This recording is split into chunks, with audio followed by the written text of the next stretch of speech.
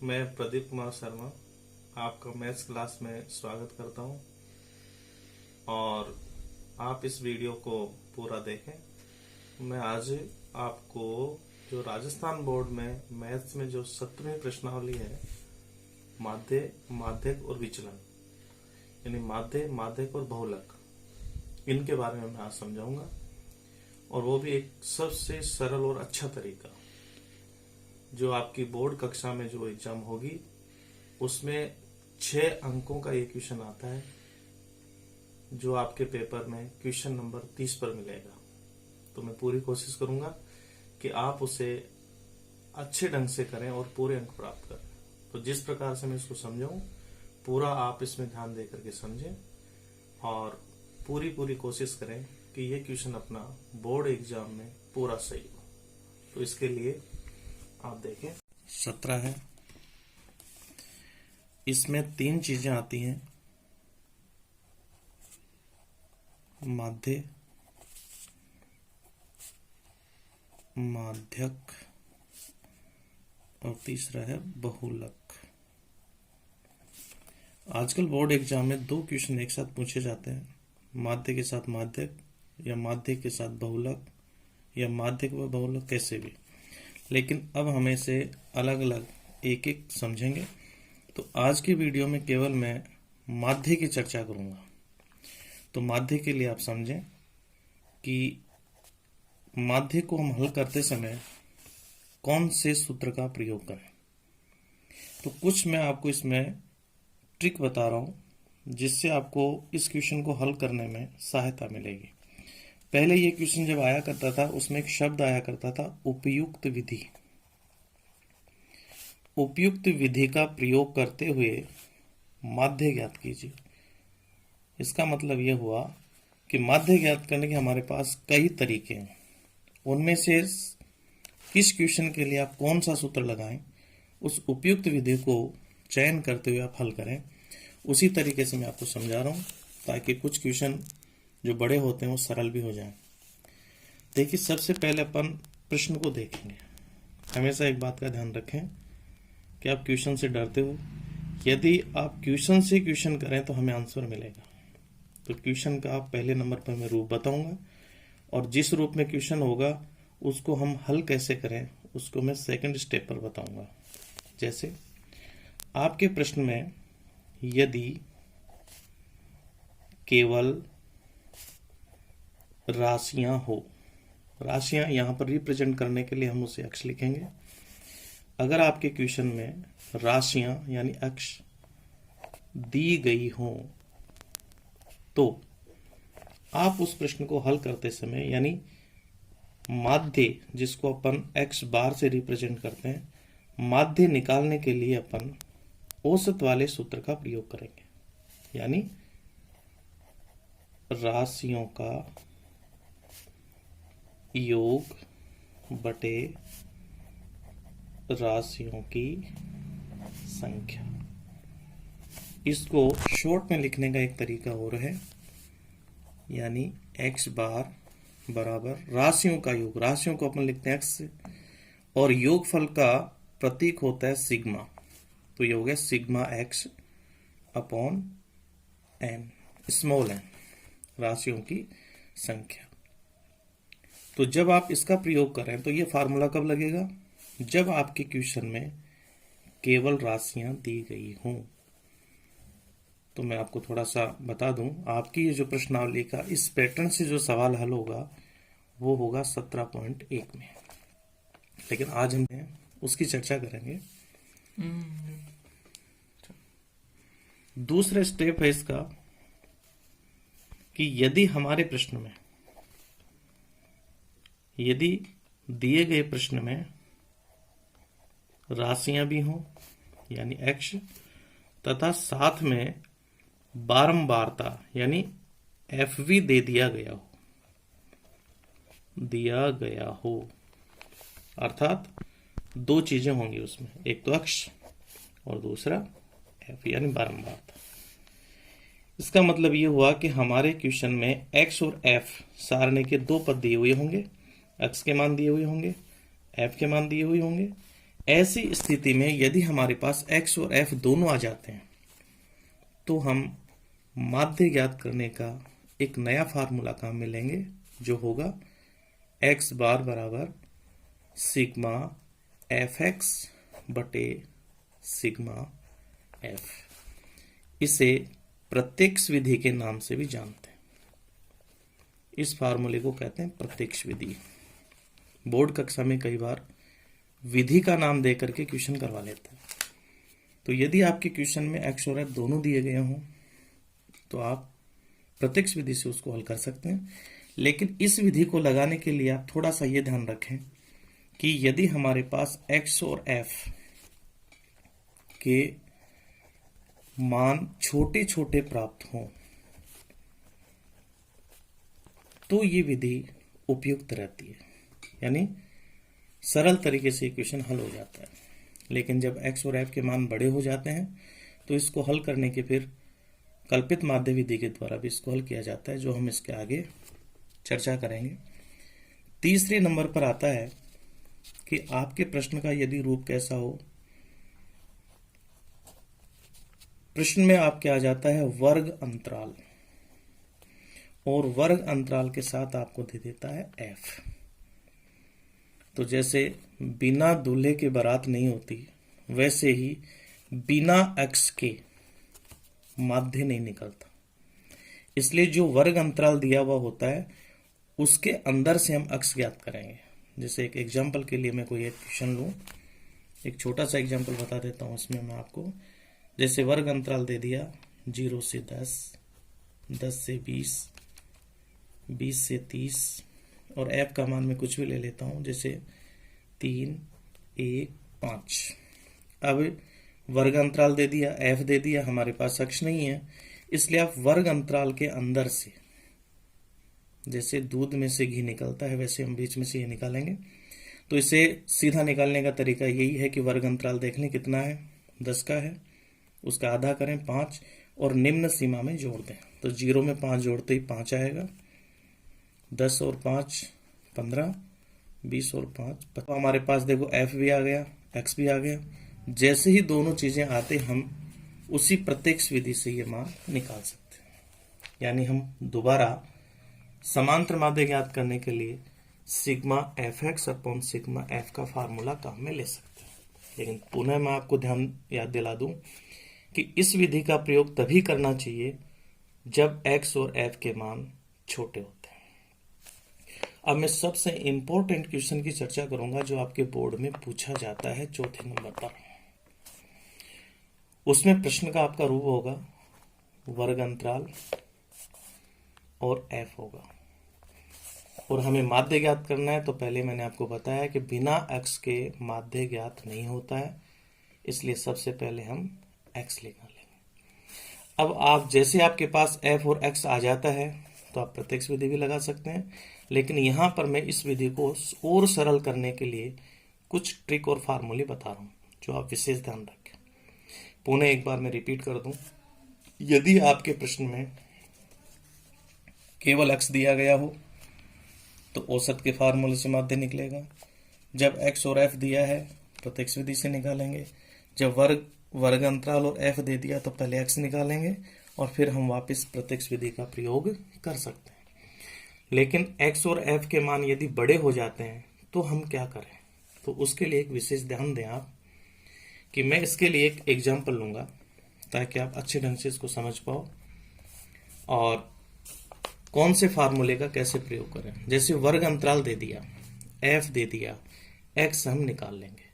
यदि f और x के मान बड़े आ जाते हैं और हल करने की विधि को सरल करना हो तो हमारे पास इसे सरल करने के लिए दो फार्मूले और दिए, जिसमें एक होता है पद विचलन विधि।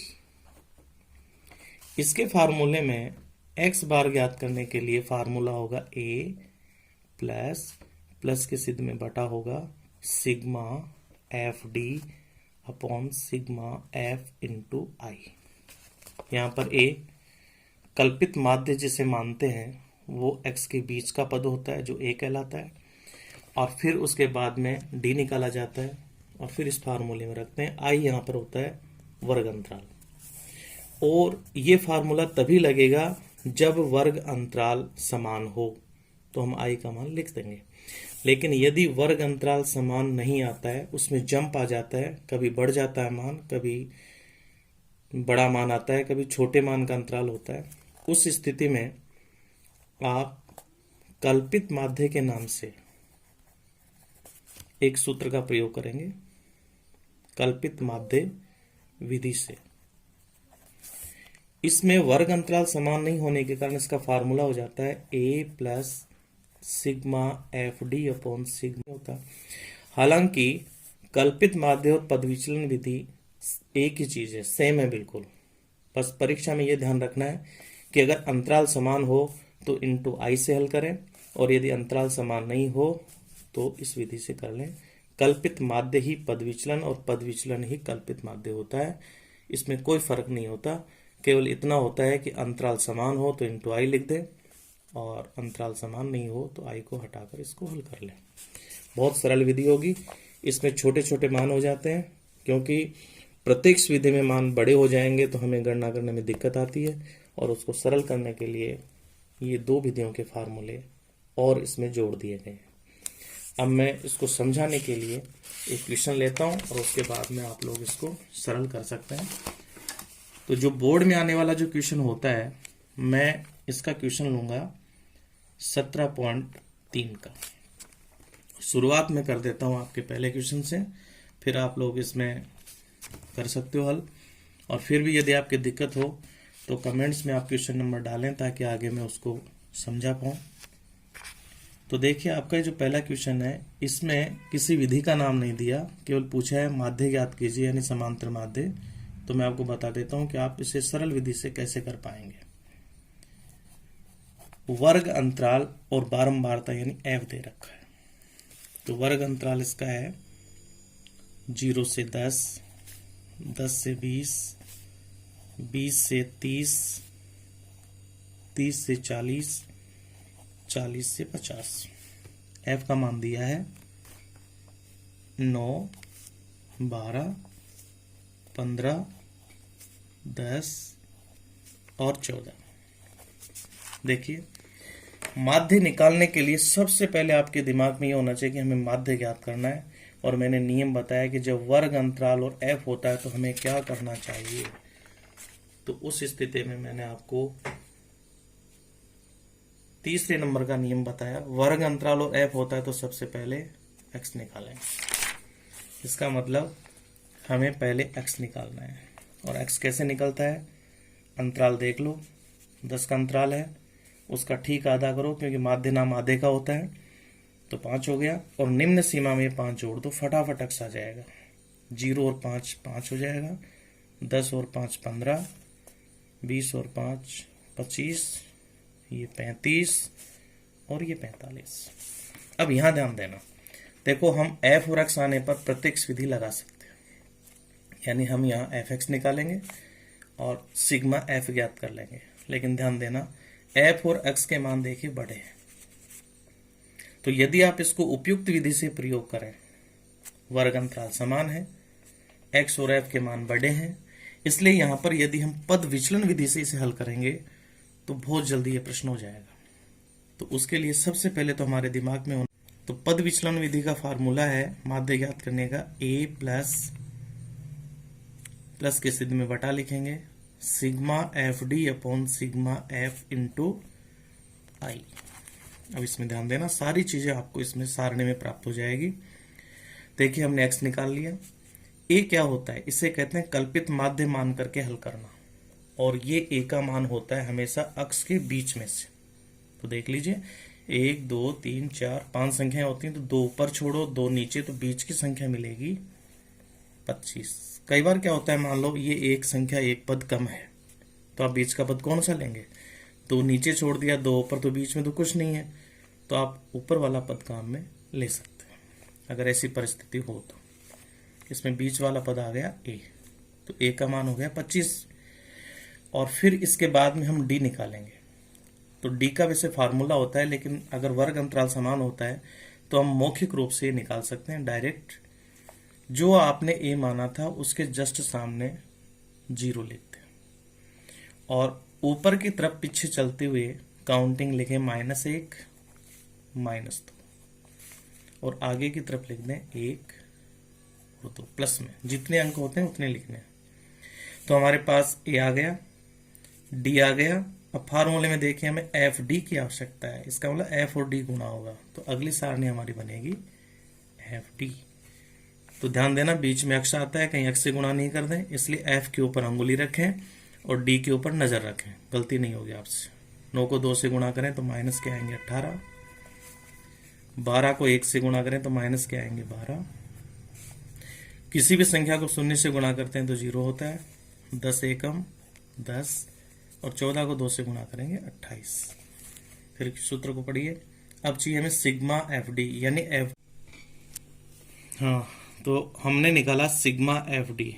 तो ध्यान देना इसमें कुछ मान प्लस के हैं कुछ माइनस के हैं, तो इसको आप रफ में थोड़ा सा साइड में जोड़ लें।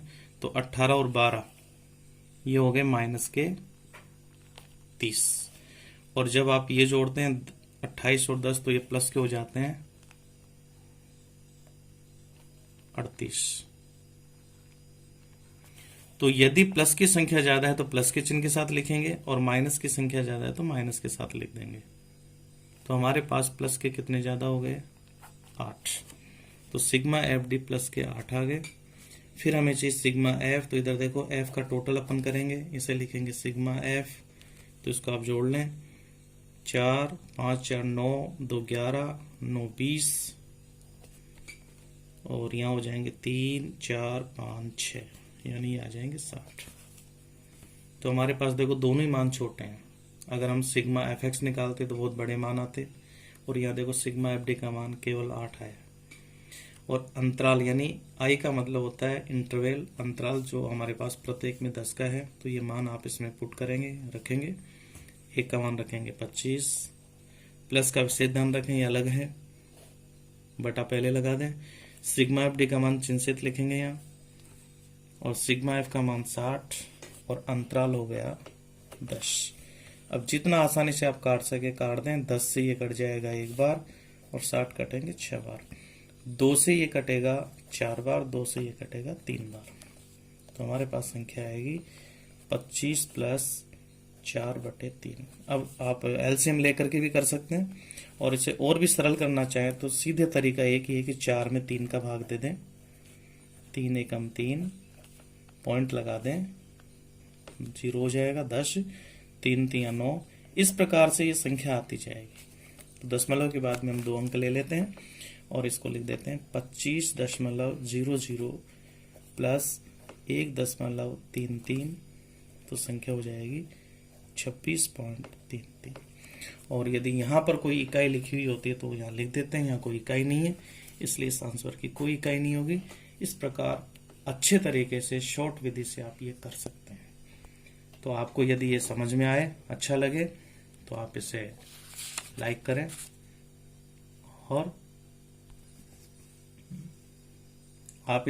करें और सब्सक्राइब करें, ताकि जब भी आपको इस मैथ से संबंधित में कोई भी क्वेश्चन आपका यहाँ वीडियो लोड करूं, सबसे पहले आपके पास पहुंचे। धन्यवाद।